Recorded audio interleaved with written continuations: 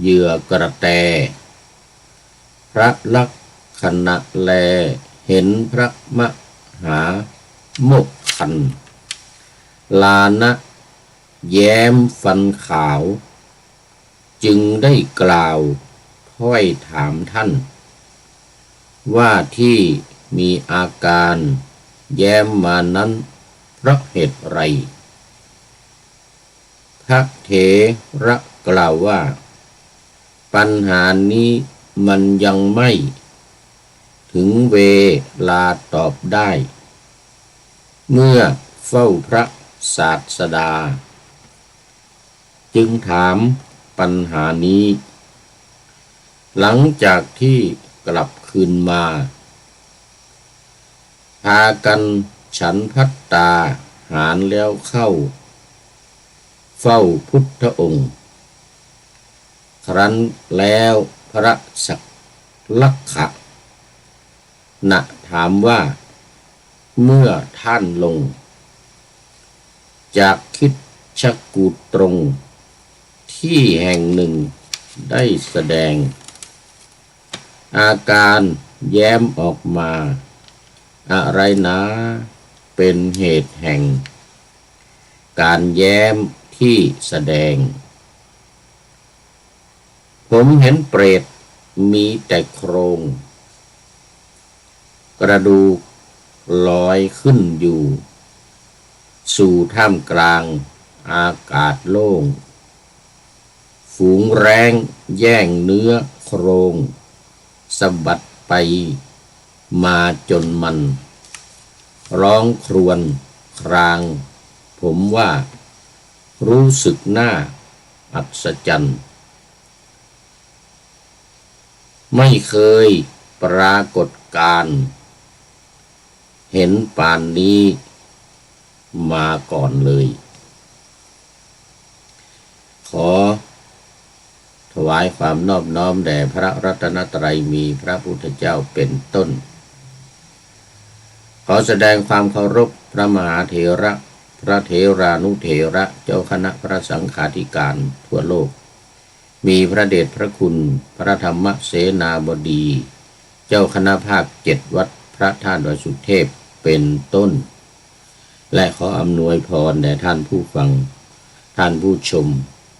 สาธุชนพุทธบริษัททั้งหลาย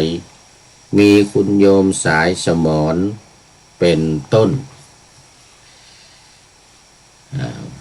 แล้ววันนี้ รายการพระไตรปิฎกลอยฟ้าก็ลอยมาจากวัดพระธาตุดอยสุเทพเยอรมนีเหมือนเดิมแล้วก็ขอต้อนรับคุณโยมสายสมรเนี่ยเข้ามาเป็นท่านแรกปะหน้าธรรมาสยังไม่ทันจบ โอ้สาธุสาธุเรียกว่าไก่ไม่ทันหูเนี่ยเข้ามาแล้ว คุณโยมสายสมรจากอุตรดิตถ์บอกว่าน้อมกราบสาธุสาธุสาธุ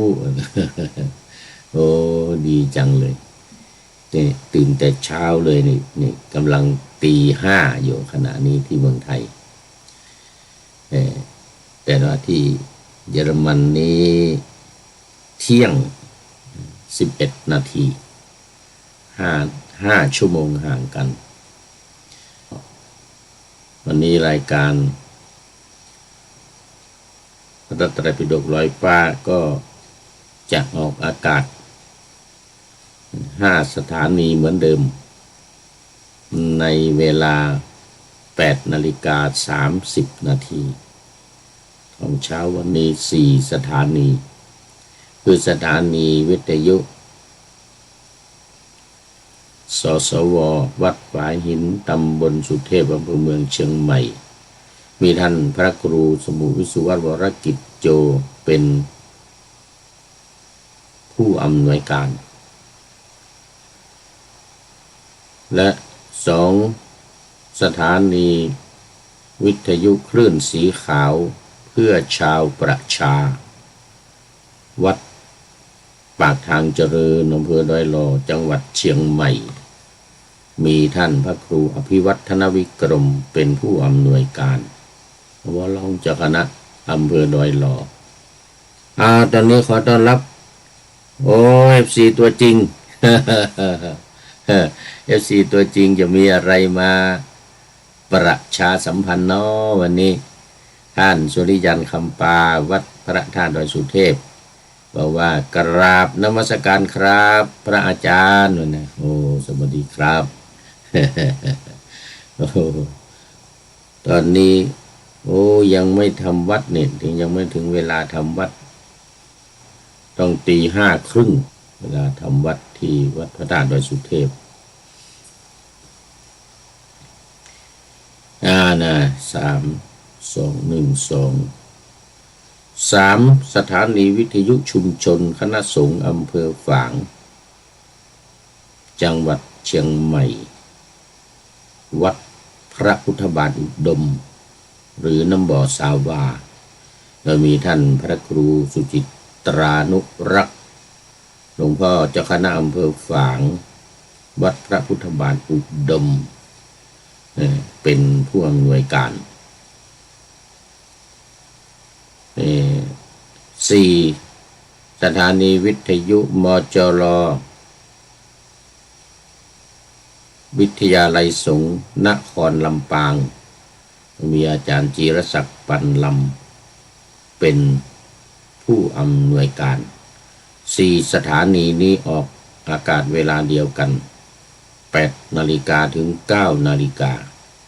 แต่ที่วัดฝายหินมีวันจันทร์ถึงวันศุกร์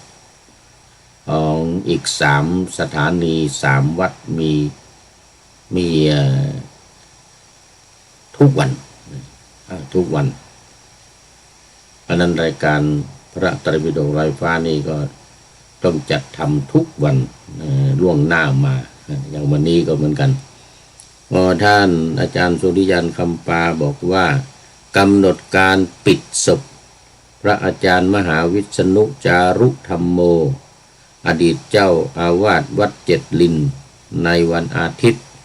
ที่18 พฤษภาคม 2568ครับเหมือนนะถูกต้องบอกขอบคุณมากอาจารย์มหาวิษณุจารุธรรมโม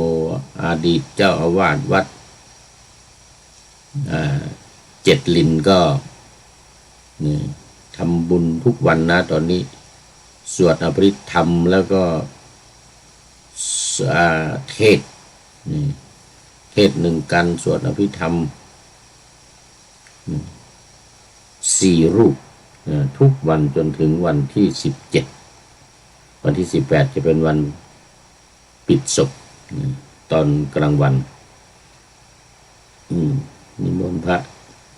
สวดมาติกาบังสุกุลตอนเช้าแล้วก็ปิดศพสำหรับที่วัดพระธาตุดอยสุเทพนี้ก็ยังมีเหมือนเดิม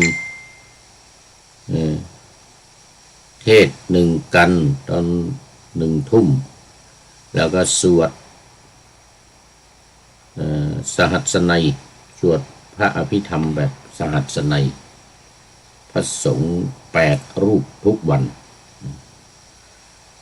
รวมแล้ว9 รูปทั้งเทศอีก1 รูปเป็น9 รูปก็เชิญชวนทุกท่านได้มาร่วมกันทำบุญฟังเทศเรื่องในวันอัฐมีบูชาพร้อมกันเลยกับพิธีศพฟังสวดอภิธรรมและสวดและเทศที่วัดเจ็ดลินอัฐมีบูชานี่ที่วัดพระธาตุดอยสุเทพจนถึงวันที่18วันที่13 ถึง 18วันที่19จะเป็นวันอัฐมีบูชาแล้วก็ตอนนี้มาที่วัดพระธาตุดอยสุเทพเยอรมนีบ้างFC ตัวจริงบอกว่าตอนนี้ผมกำลังจะเรียนบาลีประโยค1-2สาธุ เอาเรียนเลยเรียนเลยกำลังหนุ่มแน่นยังไปได้ประโยคหนึ่งสองนี่สบายมากพระอาจารย์ที่สำนักเรียนวัดพระธาตุดอยสุเทพครับนะที่สำนักเรียนวัดพระธาตุดอยสุเทพนะโอ้สาธุสาธุนี่ผมก็จะกลับไปเดือนธันวาเดือนพฤศจิกาหรือปลายเดือนตุลานะปลายเดือนตุลาออกพรรษาแล้วนะรับกฐินอะไรก่อนยังไม่รู้ว่าเขาจะกำหนดวันที่เท่าไหร่ในเดือนตุลาวันประมาณวันที่1 2 3ตอนนี้สั่งซื้อตั๋วรถได้ตั๋วเครื่องบินแล้วแต่ยังไม่ได้นะยังไม่ได้ไม่รู้ได้วันไหนระหว่างวันที่1 2 3เนี่ยแล้วก็จะไป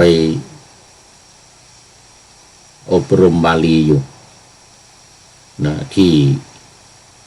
ดอยสะพันยูนะที่วัดดอยสะพันยูในช่วงเดือนพฤศจิกายนนี่แหละกลับไปนี่ก็ไปอบรมพอดีเลยจะสอบประโยค6ให้ได้เลยปีนี้ ปีหน้านี้นะสอบประมาณเดือนมกราหรือกุมภาก็จะสอบให้ได้เลยประโยค6แล้วก็ FC ตัวจริงก็จะสอบประโยค1 2เอาเลยช่วยเหลือเอากำลังใจช่วยเต็มที่ให้ได้เป็นพระมหาปรริญญาจะได้ช่วยกันออกอากาศวิทยุพระธรรมบทนี่แหละที่สถานีวิทยุวปทศตอนนี้อยู่ภาค3นี่ความจริงพอดีกับประโยค1 2พอดีเลยนะภาค1 2 3 4เนี่ยแปลเป็นไทยถ้าได้แปลแล้วก็ออกอากาศทางวิทยุด้วยจะดีจะได้มีอานิสงส์ธรรมเทศนาใหม่แสดงธรรมนะพระไตรปิฎกอัตถกถาพระไตรปิฎกคุถกนิกายนะอัตถกถาคุถกนิกายธรรมบทภาค1 2 3 4ของประโยค1 2แต่ของผู้พูดนี้ไม่ตรงเป็นมันประโยค5 6 7 8นี่ก็ว่าจะหยุดแล้วนะเนี่ยจะหยุดภาค3หยุดภาค3แล้วก็จะไปต่อภาค5ถึงภาค8ต่อภาค5ถึงภาค8เพราะว่ามีบาลีด้วยก็จะต้องแปลกลับจากภาษาไทยเป็นภาษาบาลีประโยค1 2นี่แปลบาลีเป็นไทยแต่ว่าประโยค6นี่แปลไทยเป็นบาลีโอ้นี่จะต้องไปอบรมแล้วก็นี่ว่าจะจริงๆให้จบภาค6ได้ภาค3เนี่ยนะให้จบภาค3นี่เรียวจะไปต่อภาค5เลย5 6 7 8ให้มันตรงกับที่จะสอบเอาละตอนนี้ก็ฝากประชาสัมพันธ์อีกนิดวัดพระธาตุดอยสุเทพเยอรมันวันที่25นี้อย่าลืมเด้อท่านที่อยู่ในเมืองไทยท่านอาจารย์พระมหาวิชัยวิชิตก็จะมาอาจารย์มหาสุนทรก็จะมาร่วมงานวันที่25พฤษภาคมนี้นี่ฉลองวัด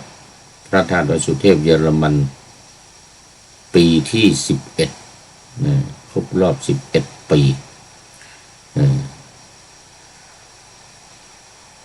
เอาละวันที่25โดยเฉพาะญาติโยมที่อยู่ในเยอรมันนี่นะ เชิญมาร่วมกันท่านทูตก็จะมาจากแฟรงก์เฟิร์ตท่านเดี๋ยวกันกงสุลใหญ่กงสุลใหญ่ที่เมืองแฟรงก์เฟิร์ตก็จะมาเป็นประธานในงานของเรานี้ด้วยเอาละตอนนี้ก็เข้ามาสู่เนื้อหาสาระของพระไตรปิฎกกันเลยวันนี้ขึ้นสูตรที่หนึ่งวรรคใหม่เลยที่นี่ขึ้นวรรคใหม่ลักขณะสังยุตใหม่แล้วก็วรรคใหม่คือปฐมวรรคหมวดที่หนึ่งแล้วก็สูตรที่หนึ่งอัฏฐิสูตรกระดูกเหลือแต่กระดูกว่าด้วยกระดูกแล้ววันนี้โครงกระดูกโครงกระดูกเหมือนกันที่เขาเอาไปวางไว้ในพิพิธภัณฑ์นั่นนะโครงกระดูกแบบนั้นในพิพิธภัณฑ์เลย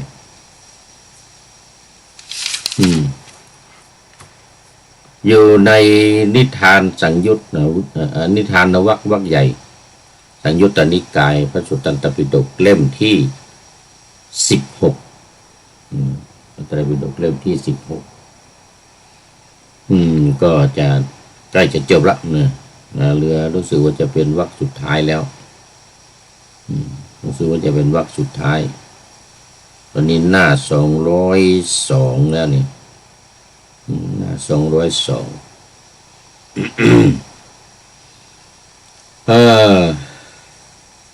ดังที่ปะหน้าธรรมาสไว้ว่าลักขณะสังยุตพูดถึงหมวดเกี่ยวกับพระชื่อว่าลักขณะข้าพเจ้าสดับมาข้าพเจ้านี่หมายถึงด้านพระอานนท์ถึงพระอานนท์อย่างนี้สมัยหนึ่งพระผู้ซึ่งเป็นศรัทธาผู้สอนเทวดาและมนุษย์ในโลกแลศรัทธานี่ก็แปลว่าพระศาสดานะแปลว่าครูศาสดาก็แปลว่าครูอย่างศาสตราจารย์อย่างเงี้ยเป็นตำแหน่งชื่อตำแหน่งศาสตราจารย์ในภาษาไทยจริงเป็นศาสดานะ ประทับอยู่เวลุวันสถานให้เหยื่อกระแตพระลักขณะแลเห็นพระมหาโมคคันลานะแย้มฟันขาวจึงได้กล่าวถ้อยถามท่านว่าที่มีอาการแย้มมานั้นเพราะเหตุไรพระเถระกล่าวว่าปัญหานี้มันยังไม่ถึงเวลาตอบได้เมื่อเฝ้าพระศาสดาจึงถามปัญหานี้หลังจากที่กลับคืนมาพากันฉันภัตตาหารแล้วเข้าเฝ้าพุทธองค์ครั้นแล้วพระลักขณะถามว่าเมื่อท่านลงจากคิดชักกูฏตรงที่แห่งหนึ่งได้แสดงอาการแย้มออกมาอะไรหนาเป็นเหตุแห่งการแย้มที่แสดงผมเห็นเปรตมีแต่โครงท่านพระมหาโมคคัลลานะตอบกระดูกลอยขึ้นอยู่สู่ท่ามกลางอากาศโล่งฝูงแร้งแย่งเนื้อโครงสะบัดไปมาจนมันในที่นี้หมายถึงเปรตนะเปรตที่มีแต่โครงล่างนะร้องครวญครางผมว่ารู้สึกน่าอัศจรรย์ไม่เคยปรากฏการเห็นปานนี้มาก่อนเลยนี่ก็เป็นการ แย้มตามปกตินี่พระมหาโมคคัลลานะหรือพระสาวกทั้งหลายมีพระอัญญาโกณฑัญญะเป็นต้นเนี่ยจะไม่ยิ้มจะไม่แย้มยิ้มนี่ยิ้มกลุ่มกลิ่มไม่เห็นฟันยิ้มนี่คือไม่เห็นฟันแต่ว่าแย้มเนี่ยก็แย้มปากมานิดเห็นฟันเห็นไรฟันเนี่ยแย้มก็เห็นไรฟันอย่างว่านะถ้าไม่แย้มไม่เห็นลายฟันนะระหว่างยิ้มกับแย้มเนี่ยยิ้มคือยิ้มแต่ว่าไม่อ้าปากแย้มนี่โอ้ไปเยอะปากออกมาเลยเห็นฟันเลยเห็นฟันขาวอย่างว่าเห็นฟันขาวท่านพระลักษณะเห็นพระมหาเถระพระมหาโมคคัลลานะแย้มมาก็แปลกใจคือเป็นที่รู้กันนะในสมัยนั้นที่เป็นแม้แต่ในสมัยนี้ถ้าเป็นพระอรหันต์เนี่ยนะจะไม่หัวเราะจะไม่แย้มให้เห็นฟันเลยมีแต่ยิ้มอย่างนี้นะมีแต่ยิ้มนั่นก็พึงทราบว่าใครพูดว่าตัวเองเป็นพระอรหันต์ความจริงไม่ต้องถึงอรหันต์นะแค่ขั้นอนาคามีขึ้นไปนี่ก็ไม่แย้มแล้วมีแต่ยิ้มหน้าตาอิ่มถ้าแย้มออกมาหรือหัวเราะเนี่ยนะจะมีเรื่องต้องมีเรื่องอย่างใดอย่างหนึ่งถ้าหัวเราะกักนี่ก็ไม่ใช่อรหันต์แล้ว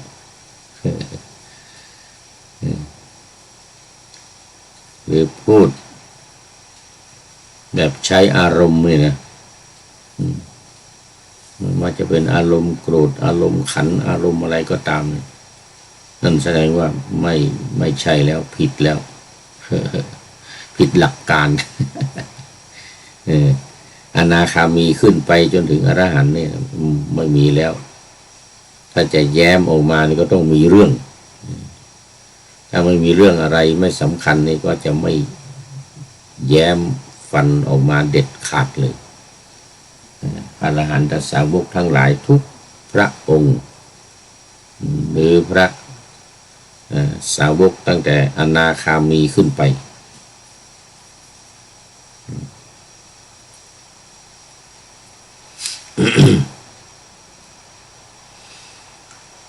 เรื่องนี้ก็เกิดขึ้นที่เวลุวันสมัยที่พระพุทธองค์ประทับอยู่ที่วัดเวลุวันเวลุวนารามนะอารามคือสวนไม้ไผ่ของพระเจ้าพิมพิสารถวายพระพุทธองค์แล้วมันมีนี่อีกอันหนึ่งก็คือเรื่องของกระแตเนี่ยให้เหยื่อกระแตที่ว่าเมื่อกี้นี้นะที่ว่านี่เป็นสถานที่ให้เหยื่อกระแตเนี่ยในละ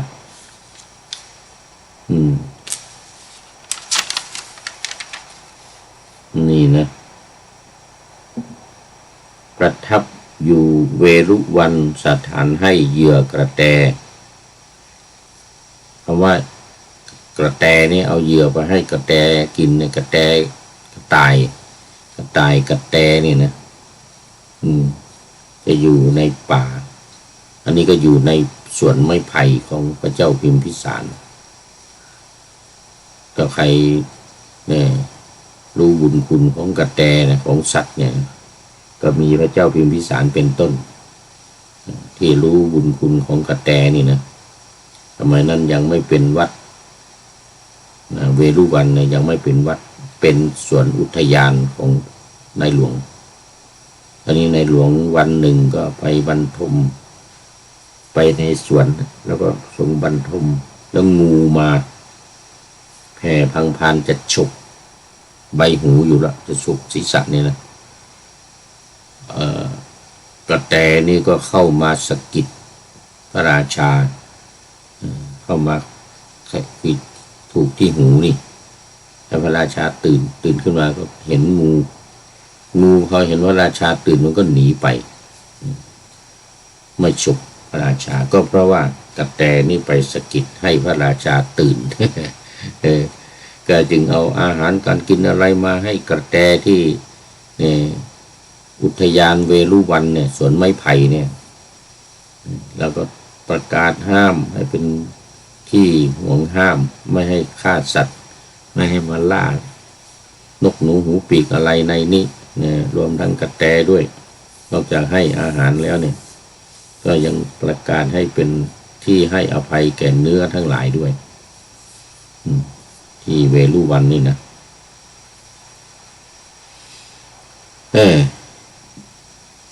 ใจความโดยพิสดารโดยรายละเอียดนี่ก็คือพระสมัยหนึ่งก็พระมหาโมคคัลลานะกับพระลักขณะเนี่ยอยู่บนยอดเขาคิชกูฏต้นที่พุทธองค์นะที่พุทธองค์ประทับอยู่นะพระโมคคัลลานะนี่ก็อยู่บนถ้ำต่ำลงมาเนี่ยถ้ำปิดผลิลักษณะนี่ก็จำพรรษาอยู่ข้างบนเหมือนกันวันหนึ่งท่านพระมหาโมคคัลลานะนี่ก็ไปชวนพระลักษณะเนี่ยไปวันนี้เราไปบิณฑบาตกันในเมืองเหมือนกันนะลงไปบิณฑบาตในเมือง ขอไป ราชคฤห์เนี่ยเหมือนกันนะท่านพระลักษณะก็ได้ไปก็พากันเดินลงมาครึ่งทางอยู่ถึงแห่งหนึ่งโอ้ท่านพระมหาโมคคัลลานะนี่ก็ปกติก็มีฤทธิ์อยู่แล้วก็มองเห็นเปรตตนหนึ่งเหลือแต่โครงกระดูกแล้วก็กระโดดขึ้นไปข้างบนฝูงแรงฝูงกาอะไรก็ลุมจิกไอ้โครงกระดูกเนี่ยที่มันว่าที่เหลือแต่กระดูกนี่นะมันมีเนื้อมีอะไรติดเนี่ยโอ้หมูแรงหมูกานกกระกุมทั้งหลายก็มาลุมมาทิ้งมาแย่งกันจนเปรตตัวนี้ก็โอ้โหร้องคร่ำครวญด้วยความเจ็บปวดก็ถูกเข้าไปถูกหมูนกหมูแรงหมูกาทั้งหลายเนี่ยเข้าไปจิกก็ไปลุมกันกินนี่อันนั้นก็พอเห็นอย่างนั้นนี่จะมีเรื่องเกิดขึ้นแล้วก็แย้มเห็นฝันเห็นไรฝันไม่ถึงกับหัวเราะกากเก๊กนะแค่แย้มเห็นไรฝันนี่นะยิ้มแล้วก็แย้มเห็นไรฝันอย่างนี้ถือว่ามีเรื่องละทุกคนจะเป็นที่รู้กันอันนั้นท่านพระลักษณะไปกับท่านมหาโมคคัลลานเห็นท่านพระมหาโมคคัลลานแย้มฟันออกมาก็ถามเลยว่าท่านแย้มฟันขาวเนี่ยจะมีเรื่องอะไรเนาะเนี่ยมีเรื่องอะไรท่านพระมหากัสสปะก็บอกว่าโอ้ขณะนี้ยังไม่ใช่เวลาที่จะตอบเรากำลังบิณฑบาตอยู่เนี่ยพอบิณฑบาตเรียบร้อยฉันเรียบร้อยแล้วเข้าไปเฝ้าพระบรมศาสดาจึงไปถามว่าอย่าถามแถวนี้เนื่องจากเหตุผลมันมีที่ไม่ให้ถามเนี่ยเหตุผลมันมีไม่อยากตอบเพราะว่าต้องการจะไปตอบที่ต่อพระพักตร์ของพระผู้มีพระภาคของพระพุทธเจ้าเพราะว่าเรื่องเนี้ยมันเคยพระพุทธเจ้าก็ทรงเห็นมาแล้วโอ้หมู่เปรตต่างๆเนี่ยเดี๋ยวมันจะมีอีก19ประเภทนะเดี๋ยวจะมีเปรตอีก9ประเภทพุทธองค์ทรงทราบหมดแต่ว่ายังไม่พูดยังไม่เผยแผ่ยังไม่ประกาศก็เพราะว่ามีเหตุผลว่าที่ยังไม่ตอบคำถามของท่านพระเนี่ยอยากจะให้มาถามต่อหน้าพระพักตร์ของพระพุทธเจ้าพระพุทธเจ้าจะได้มีข้ออ้างว่าเนี่ยมีพยานแล้วจริงพระพุทธองค์ทรงทราบแล้วนานมาแล้วแต่ไม่อยากพูด พูดไปแล้วคนไม่เชื่อก็จะทำให้ลำบากทำให้คนไม่เชื่อนั่นแหละลำบากอีกยาวนานเหมือนกันนะนั่นก็เลยยังไม่ตอบให้ไปตอบในสำนักของพระพุทธเจ้าพอมาถึงสำนักพุทธเจ้าท่านพระลักษณะนี่ก็ถามเหมือนกับถามที่บนนั่นนะว่าเมื่อท่านลงมาเนี่ยท่านแย้มเห็นไรฟันเนี่ยมีเรื่องอะไรเหมือนกันนะท่านพระมหาโมคคัลลานะก็เลยบอกให้กับเปรตเดี๋ยวบอกให้กับอีก3เ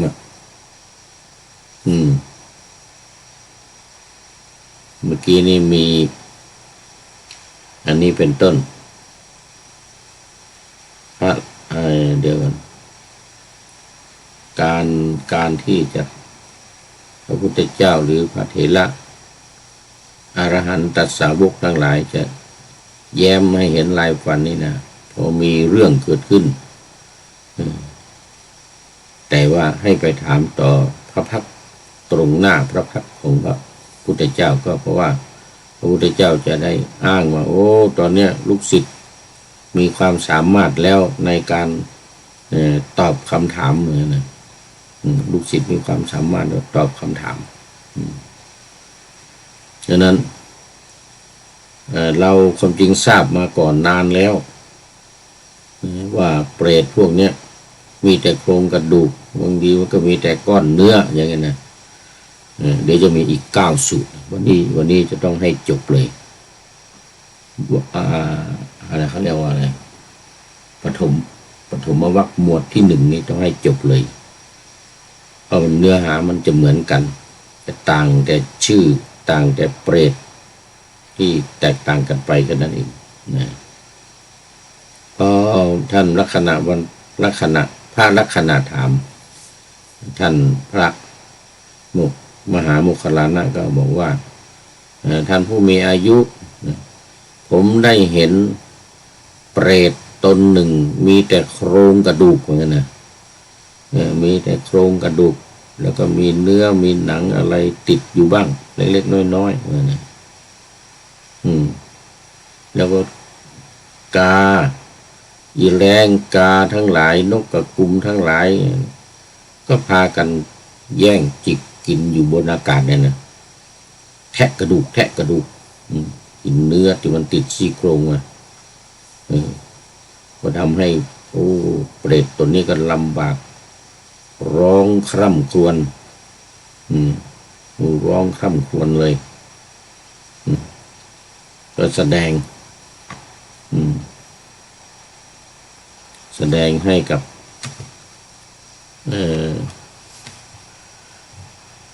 ท่านพระลักษณะฟัง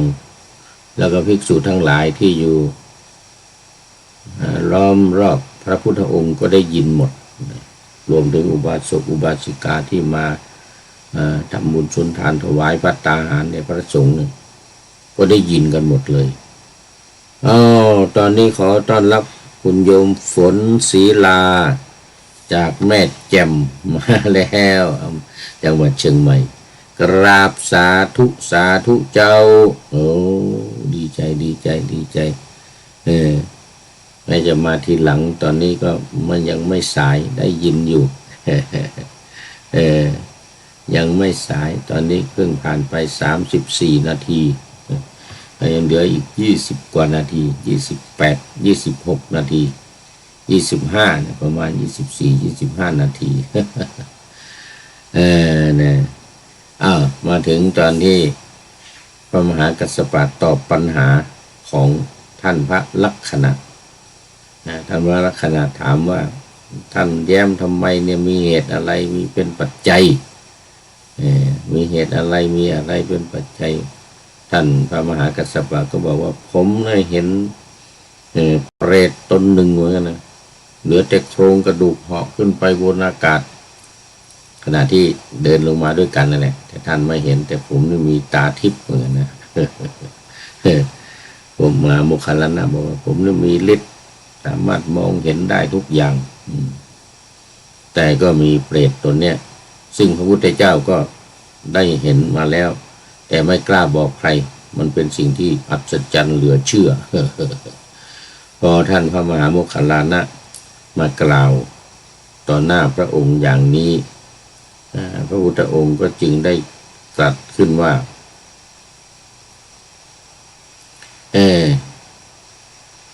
นี่ท่านผู้มีอายุเดี๋ยวลอยขึ้นไปบนอากาศฝูงแรงนกกาจิกทิ้งยื้อแย่งกันกินเนื้อที่ติดอยู่ตามโครงกระดูก มีเนื้อติดอยู่บ้างแล้วก็สะบัดไปสะบัดมา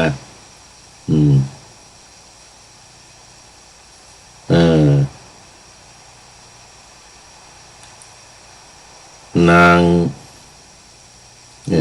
มาจนแม้นร้องครวญครางแล้วผมมีความรู้สึกว่าโอ้อัศจรรย์จริงนักจริงหนอไม่เคยปรากฏมีสัตว์เช่นนี้ยักษ์เช่นนี้มีได้อัตภาพเช่นนี้นะลำดับนั้นพระผู้มีพระภาคก็ได้รับสั่ง ขออภัยเรียกภิกษุทั้งหลายมาโยมฝน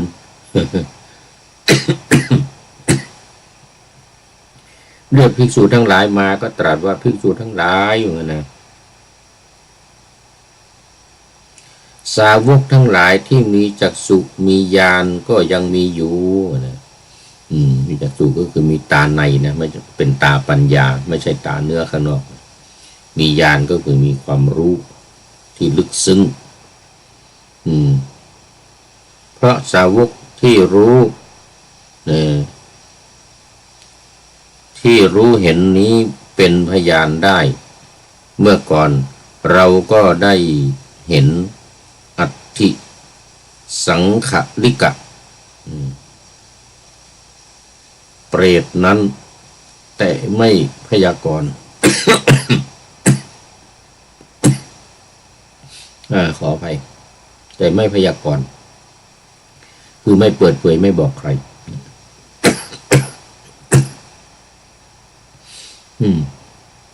เพราะการพยากรณ์ที่จะเปิดเผยอะไรให้ใครฟังนั้นจะไม่เป็นประโยชน์เกื้อกูลซ้ำจะเป็นทุกข์ยาวนานแก่ผู้ที่ไม่เชื่อผู้ที่ไม่เชื่อเราเนี่ยแต่ตอนนี้เรามีพยานแล้วพระมหากัสสปะบุตรของเราเนี่ยได้เห็นมาแล้วก็มาเป็นการมาย้ำมายืนยัน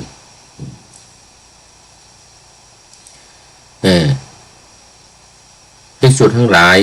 เปรตนี้เคยเป็นคนฆ่าโคในกรุงราชคฤห์เพราะผลการกรรมนี้จึงตกนรกมาก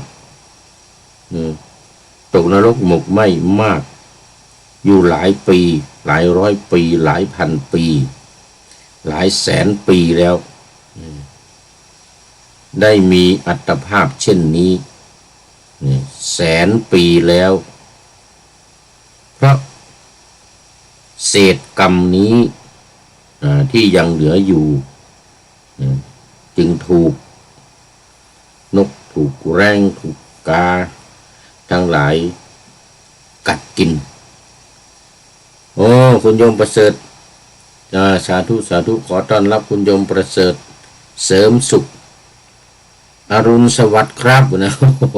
สาธุสาธุอรุณสวัสดิ์วันนี้โยมผลศิลาก็เข้ามา FC ตัวจริงก็เข้ามาสุริยันคำปาแล้วก็ผ่านไปแล้วเมื่อกี้อีกหลายคนเดี๋ยวดูก่อน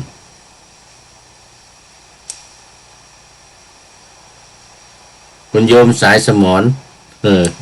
โยมสายสมรจากอุตรดิตถ์นี่ก็คุณโยมประเสริฐจากกรุงเทพมหานครบอกอรุณสวัสดิ์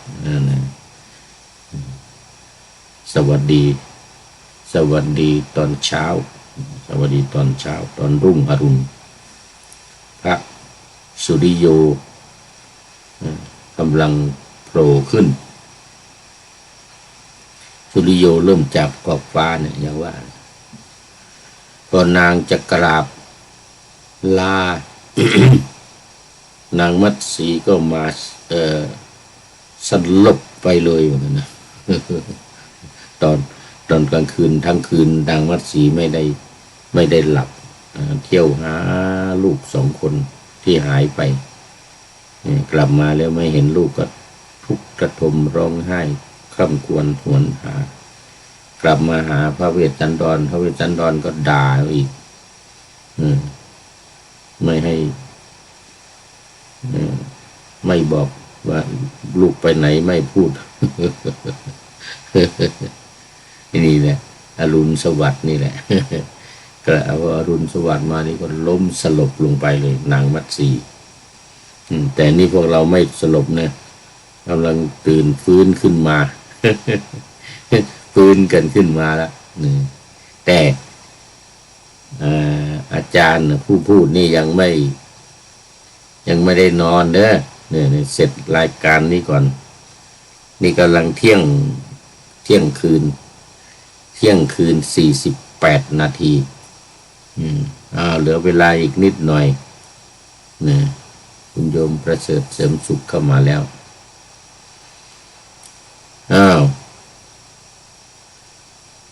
ภิกษุทั้งหลายเปรตนั้นเคยเป็นคนฆ่าโคในกรุงราชคฤห์เพราะผลแห่งกรรมนั้นจึงตกนรกหมกไหมอยู่หลายปีหลายร้อยปีหลายพันปีหลายแสนปีอยู่นะได้มีอัตภาพเช่นนี้เพราะเศษกรรมที่ยังหลงเหลืออยู่นี่เป็นโครงกระดูกแล้วทีนี้ต่อไปสูตรที่2ถึงสูตรที่10เนี่ยอีก9สูตรที่2ถึงที่10อีก9สูตรนี้ก็จะเป็นเรื่องเดียวกันนี้แหละท่านพระลักษณะเป็นผู้ถามแล้วท่านพระโมคคัลลานะนี่ก็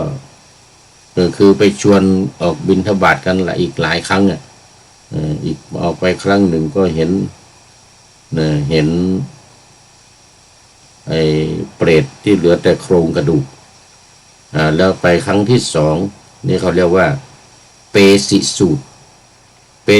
ตรนี่เปรตที่มีแต่ร่างชิ้นเนื้อนี่ร่างเนี่ยไม่เห็นโครงกระดูกแต่ว่ามีแต่ชิ้นเนื้อ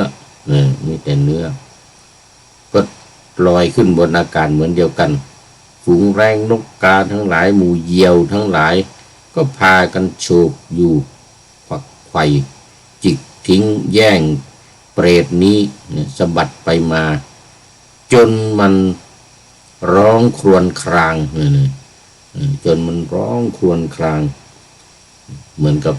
บเปรตที่เหลือแต่กระดูกเหมือนกันนะอันนี้เป็นสูตรที่2ต่อไปเมื่อกี้นี่เปสินะต่อไปเป็นสูตรที่3ปันดะสูตรคือเปรตที่ร่างก้อนเนื้อก้อนเนื้อเป็นก้อนเมื่อกี้ต่างกับเมื่อกี้นี่ว่าอันนั้นเนี่ยมันไม่เป็นก้อนนะอันที่เป็นก้อนนี่แหละตัวทั้งตัวเนี่ยเหมือนกับก้อนเนื้อทั้งก้อนเนี่ยลอยไปบนอากาศมาคุ้งแรงคุ้งการนกทั้งหลายก็พากันจิกลุมกินจิกทิ้งบ้างกินบ้างชิ้นมันเหลือมันเหลือก็ทิ้งไปอย่างเงี้ยจิตทิ้งไปอันนี้เรียกว่าปินดะมันแปลว่าก้อนเหมือนกับบิณฑบาตเราว่าพระบิณฑบาตนี่คือไปทำให้ก้อนข้าวตกลงในบาตรพอจริงบาตรเนี่ยแปลว่าตกนะก็ก้อนข้าวตกลงมาในภาชนะอีกทีหนึ่งแต่เดี๋ยวนี้เราเอาเหล็กเอาอะไรไปทำเป็นบาตรเวลาบิณฑบาตก้อนข้าวก็ตกอยู่ในบาตรอันนี้เขาเรียกว่าปินดะแปลว่าก้อนข้าวอันนี้ปินดาสูตรนี่ก็เหมือนกันก้อนเนื้อนี่ลอยขึ้นไปบนอากาศเนี่ยนะ รตร่างก้อนเนื้อฝูงแรงฝูงกาก็ลุมจิกกันกินจิกทิ้งบ้างกินบ้างต่อไปเป็นสูตรที่สี่นิจฉวิสูตรคือเปรตร่างไม่มีผิวหนังเป็นเพศชายผิวหนังที่หุ้มอยู่เนี่ยไม่มีแต่กระดูกมีแต่เส้นเอ็นมีแต่เลือดมีแต่เนื้อมีแต่เลือดมีแต่เนื้อก็ลอยขึ้นไปบนอากาศอีกเหมือนกันมหาโมคคัลลานะก็เห็นลอยขึ้นไปบนอากาศหมู่แรงกานกกระกุมทั้งหลายก็ตามขึ้นไปชิงกินแย่งกันกินแกจนเปรตเนี่ยร้องไห้คร่ำครวญพิไลรำพันอะไรคร่ำครวญพิไลรำพันนี่นิจฉโสนิจฉวิสูตรคือผิวพันธุ์หนังไม่มีผิวพันธุ์ไม่มีอะไรสักอย่างกระดูกเห็นแต่เลือดแล้วเห็นกระดูกเห็นเนื้อเห็นเนื้อเห็นฟันเห็นอะไรหมดอันนี้เรียกว่านิจฉวิสูตรไม่มีผิวหนังแล้วก็เป็นเพศชายต่อไปอีกสูตรหนึ่งสูตรที่ห้าอสิโลมสูตรอันนี้ก็มีขนเป็นดาบอีกแล้วเป็นเพศชายเหมือนกันเวลาพุ่งขึ้นไปบนอากาศเนี่ยดาบขนมันเนี่ยขนมันนี่ก็จะพุ่งขึ้นไปแล้วก็ตกลงมาถูกตัวของเขาเนี่ยถูกตัวของเปรตคนนั้นน่ะก็ร้องไห้ใหญ่คร่ำครวญหวนหาใหญ่เลยเพราะโดนดาบคือขนคนตัวเองเนี่ยขึ้นไปตกลงมาเป็นดาบนี่อันนี้เขาเรียกว่านิดเดี๋ยวอสิโลมสูตรมีขนนี่เป็นดาบนี่ต่อไปเป็นสูตรที่หกอันนี้จะไม่ทันเวลา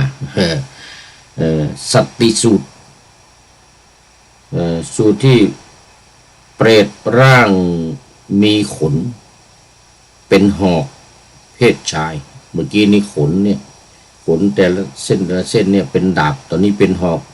กนี้ก็พุ่งขึ้นไปบนอากาศเหมือนกันขึ้นแล้วก็ศพเนี่ยก็ลอยอยู่บนอากาศเพราะว่าพอหอกนี้พุ่งขึ้นไปหรือดาบเมื่อกี้ก็ตามนะพุ่งขึ้นไปพอตกลงมาก็จะตกใส่ตัวของเขามัน ไม่ไปตกใส่คนไม่ไปตกที่อื่นตกใส่ตัวของเขาเองนี่แหละมันจะได้เหลือแต่กระดูกโอ้ได้รับความเจ็บปวดมากทั้งหอกทั้งดาบพุ่งลงมาถูกตัวของเขาอันนี้สติแปลว่าหอกต่อไปอัสุโลมสูตรอันนี้เปรตที่มีร่างมีขนเป็นลูกศรลูกศรเป็นลูกศรนี่ก็ตัวเขาก็พุ่งขึ้นไปบนอากาศลูกศรก็ลอยขึ้นไปเสร็จแล้วก็ตกลงมาลูกศรนี่นะก็มาถูกใส่ตัวเขาเองนั่นแหละจนแหลกเละจนแหลกเละเลยสูตรที่เจ็ดต่อไปเป็นสูตรที่แปดสูจิโลมสูตรสูจินี่แปลว่าเข็มแปลว่าเข็มมีร่างถูกเข็มทิ่มแทงอันนี้ก็เป็นเพศชายเหมือนกันถูกเข็มทิ่มแทงอยู่ตลอดอันนี้เขายกไม่ค่อยไปยกกับเขาเราไปยกเราคอยรับกรรมไอ้ที่ลูกศรพุ่งมานะอหังนาโควสังคาเมนะจาปาโตปฏิตังสลังอยากจะโชว์นี่เรื่องมันเนี่ยฉันเนี่ยต้องอดทนจากลูกศรที่มาจากที่ต่างๆนี่นะอันนี้มาจากที่ต่างๆไม่พอนี่จะมาแย่งเอานี่ไปอีกเอาผมขนเล็บฟันหนังพวกนี้นะจะมาแย่งกันเอาไปเพราะว่าเปรตตัวเนี้ยเคยเป็นสารถีในกรุงราชคฤห์เป็นคนขับรถเป็นสารถีกับคนขับรถหรือขับเขาบอกเกวียนเขาก็เรียกว่าสารถีเหมือนกันนะผู้ฝึกนี่ก็จบเหมือนกัน ต่อไปเป็นสูตรที่9อะไรสูตรสุดท้ายละสูตรที่2 ถึง 9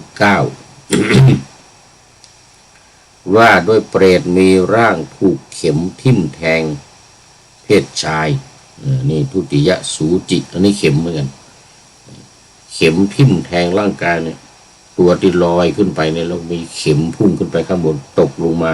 ก็จะมาเสียบถูกตามร่างกายของคนที่อยู่ในนรกนั้นเนี่ยคือเนี่ยอะไรเนี่ยเมื่อกี้นี้พระเจ้าพิมพิสารพระเจ้าอาชาติศัตรูพระเจ้าอาชาติศัตรูแทงเข้าไปท้องนี่มีรายละเอียดแทงทะลุขาอ่อนทั้งสองข้างออกเลยนะเข้าไปในขาอ่อนทะลุออกทางหน้าแข้งทั้งสองอีกแทงเข้าไปในแข้งทะลุออกทางเท้าทั้งสองแทงเข้าออกที่แทงเข้าที่แข้งนี่นะก็ทะลุออกรองเท้าทั้งสองก็เข้าไปแทงเข้าไปในท้องก็ทะลุทางขาอ่อนทั้งสองแทงเข้าไปในขาอ่อนและทะลุทางแข้งเข้าไปทะลุออกที่หน้าแข้งอีกอย่างนี้ออกนี่นะแทงเข้าไปในแข้งทะลุออกทางเท้าทั้งสองจนเขาร้องคร่ำครวญร้องครวญครางจนร้องครวญครางอันนี้สูตรที่10กุมมะกันดสูตรที่10นี่ก็นับ1ไปแล้วมันก็เหลือเป็น9นะเปรตที่มีลักษณะอันดะคือลูกกระโปงนะอันดะโตเท่าหม้ออันดับโตอันดับโตเท่าหม้อนี่เอาเวลานั่งเนี่ยก็ต้องยกอันดะเนี่ยเวลายืนเนี่ยยกอันดะขึ้นพาดไหล่นี่ หน่วยใหญ่เท่าหม้อเนี่ยอันดะเขายานไปแต่เวลานั่งเนี่ยต้องเอาลงไปวางข้างล่างแล้วก็นั่งทับอย่างนั้นเปรตตนนี้นะชื่อว่ากุมนะกันทะสูตรก็9คือ2 ถึง 9นะ2 ถึง 9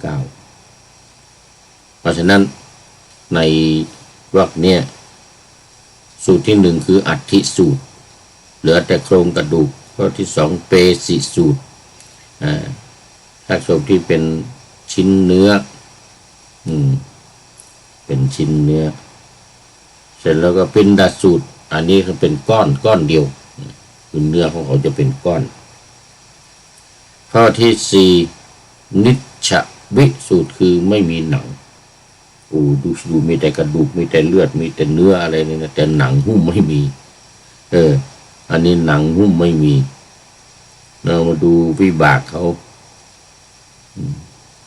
ชาติก่อนนี่เขาเคยทำอะไรเมื่อนั่งก็นั่งทับอันดะฝูงแรงฝูงกาก็มาพวกเหยี่ยวทั้งหลายก็พากันมาโฉบอยู่ควักไปอีกจิกทิ้งยื้อแย่งเปรตนั้นสะบัดไปมาจนมันร้องครวญครางภิกษุทั้งหลายเปรตนั้นเคยเป็นผู้พิพากษาโกงชาวบ้านในกรุงราชคฤห์นี่เองนะโกงชาวบ้านเนาะอันนั้นในสูตรนี้ก็มีอยู่ขอเรียนในวรรคเนี่ยนะก็มีอยู่10สูตรด้วยกันสูจิโลมสูตรอุสุโลมสูตรทุติยสูจิเข็มแล้วก็กุมภะกันดะกุมมะกันดะกุมมะกันดะอันนี้จะหมายถึงว่ามีกระโปงเนี่ยโตเท่ากับหม้อนี่เวลาไปไหนต้องเอาพาดไหล จบพอดีวันนี้10สูตรแรกคืออัฐิสูตร แล้วหมดเวลาพอดีคุณโยมประเสริฐเสริมสุขก็เป็นท่านสุดท้ายในวันนี้เข้ามาสู่รายการโมทนาเป็นอย่างยิ่งนั้นรวมกับท่านอื่นที่เข้ามาแล้วผ่านไปแล้วขอนำรายการขอนำพระไตรปิฎกลอยฟ้าไปจากผู้ฟังทั้งหลายในโลกล่าวันต่อไปจะได้จรย้อนกลับมาสู่สถานีใหม่ให้ท่านฟังอย่าลืมเปิดวิทยุหรือเครื่องรับโทรศัพท์โมบายคอมพิวเตอร์ผัง YouTube เฟซเพจไลน์ให้ดังๆเพื่อชมฟังรายการวันต่อไปขอทุกท่านมีความสุขทุกคืนวันนำธรรมะประกอบการงานทั้งหลายเช่นขยันทำงานทางวาจากายใจขวนขวายกิจการงานนานาบำเพ็ญสาธารณประโยชน์เว้นสิ่งที่มีโทษโหดเยี่ยงสาสาตัวนี้แปลว่าสุนัขหรือแปลว่าหมาเนี่ยนะก็โหดเหมือนกับยิ่งกว่าหมาอีกไงโหดเยี่ยงสาประกอบแต่กรรมดีมีราคาแสวงหาเงินทองครองใจคนเสียสละพลทรัพย์นับมากน้อยไม่ให้ล้านก็ให้ร้อยไม่ด้อยผลเอื้อคนรวยช่วยคนยากกว่าคนจนให้ทุกคนเท่ากันมาตรฐานเดียว